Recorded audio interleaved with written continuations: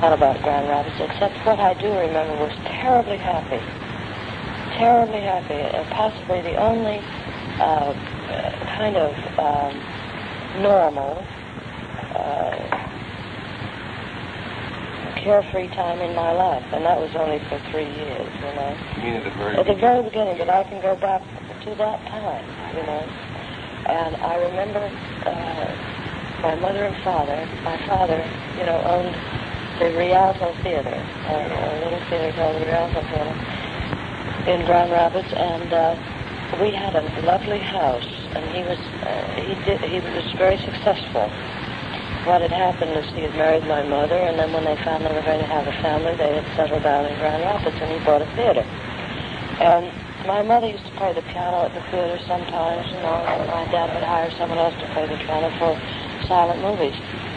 And we lived in a white house with a garden. And I remember I went back there when I was about 15 for the first time, and as I recalled it, it was so big, you know. And then you know how it happens when you go back years later and you find out it wasn't big at all. But anyway, it was very attractive. It's a beautiful, beautiful town.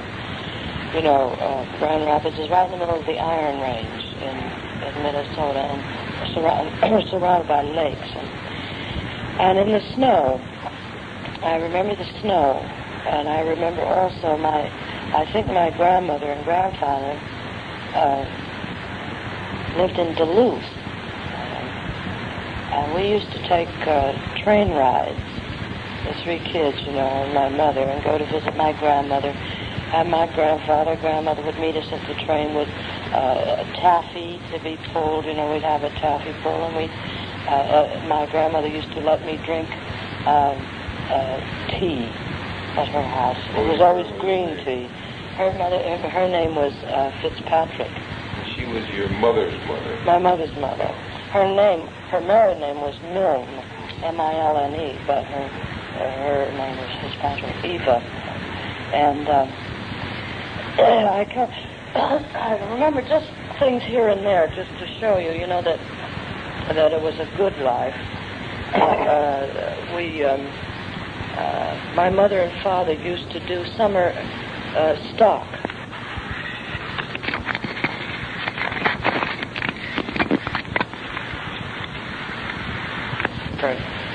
Communities, you know, and my mother and father were very, very happy there. How old were you at this particular I was 1, 2, 3, you know, I'm just trying to think of vague things, because I know the beginning of my life was terribly happy. Right, good. Now let's stop for a second, go back and see how this started. All right? Yeah. All right, go ahead. That's marvelous. I think it's better to just sort of talk and try to get a picture of it. Get on. It was and there was a lake, I remember, a Lake Pokegama. Pokegama? Pokegama. How do you spell it? Who knows? One of those Indian names, Pokegama. P-U-K-E-G. P-G-M-M-M, you know. We don't have to spell it. And we used to go in the summertime. I can remember vaguely, my father and mother taking the 3 girls to swim at Lake Pokegama. Yeah. And I remember one time I couldn't swim, and my older sister, I think it was Mary Jane, who was Susie, you know, or Jimmy, carried me out in the water and stumbled and dropped me, and there was a great fuss because I, was scared, and I got wet, and the whole family gathered around. We were really a devoted, happy family, you know. And we used to play. Now, my 2 older sisters used to steal cherries. There was one man who grew cherries someplace in the summertime, and they'd take their wagon. You know, they had a wagon, and they'd go and steal cherries. You see, and that was a terrific. Pokegama was only maybe 20 minutes from town. You know. And some people had cottages on the lake. As I recall, it was 20. I don't know. You'll have to check, you know. But that's still the place in Grand Rapids where people go. And anyway, they'd steal the cherries, and one night they got stuck with me. They had to take care of me, so they took me with them. And I guess I was awfully little because I couldn't walk too well, you know. and I was just barely sort of walking. And they got all the cherries in the wagon, and the fellow came out and yelled at them. So they just slammed me in the wagon on top of the cherries in front of them. And I looked like a cherry tart when I got home. But then sometimes in the winter, when my dad would be at the theater and my mother would be playing the piano, we'd go out into the snow, and I remember there always was a great big can of Thompson's malted milk, I think was the name of it. And it was just stuff you mixed in milk, malt, chocolate malt. And my older sister took care of her two younger sisters, and we'd go out in the snow and we'd make angels, We'd lie down and you do this with your arms like a bird, and then you get up and it looks like an angel.